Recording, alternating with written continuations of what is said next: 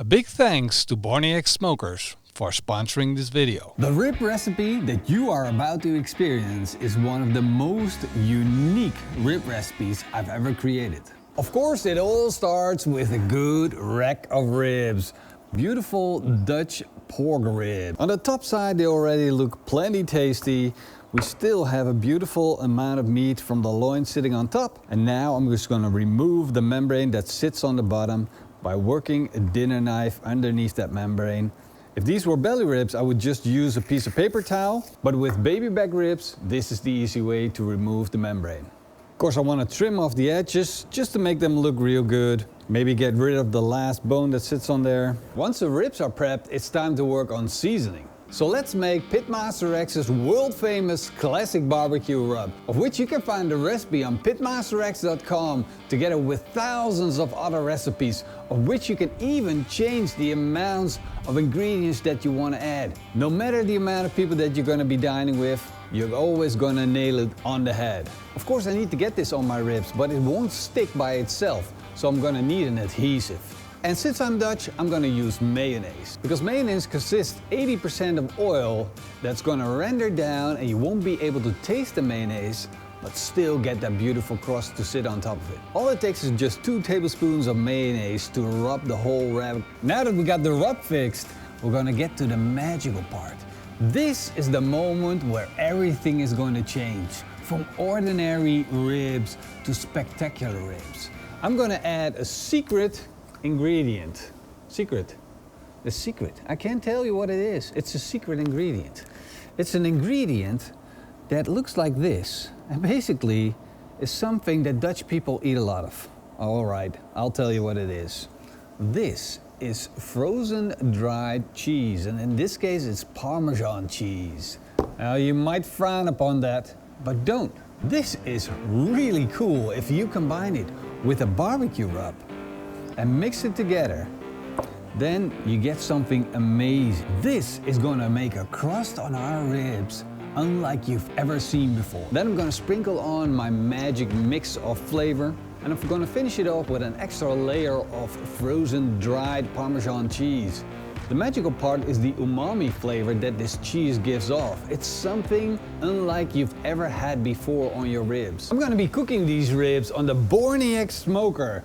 This is an insulated smoker, like a fridge, but then for smoking. We got a smoke element at the bottom, and it's electric, so you can control the temperature to perfection. And let me tell you that this thing makes absolute magic. We cooked the most insane beef ribs, turkey, ribs, whatever you can think of. Every single time out of this barbecue turns out perfect. So that's what I'm trusting these beautiful ribs to. Let's place them in. Now let's close the barbecue, switch it on, and set it to barbecue temperature of around 120 degrees Celsius, and let it run.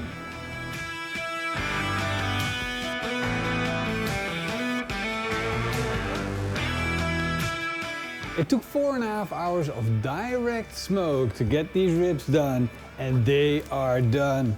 Nice dark smoke color and a golden crust on top of it. Time to take these ribs off the barbecue to give them a try. Nothing but pure smoke for 4.5 hours, and then this is what you get. The mayonnaise melted away and a beautiful crust that's sitting on the outside. It's like a color between brown and gold. And really, it looks amazing, and it looks super tender and super juicy. You see, it's still attached. It's not fall off the bone, so we still have some connection. Now let's take a look on the inside.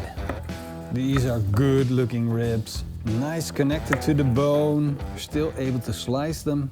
But what do they taste like? Wow.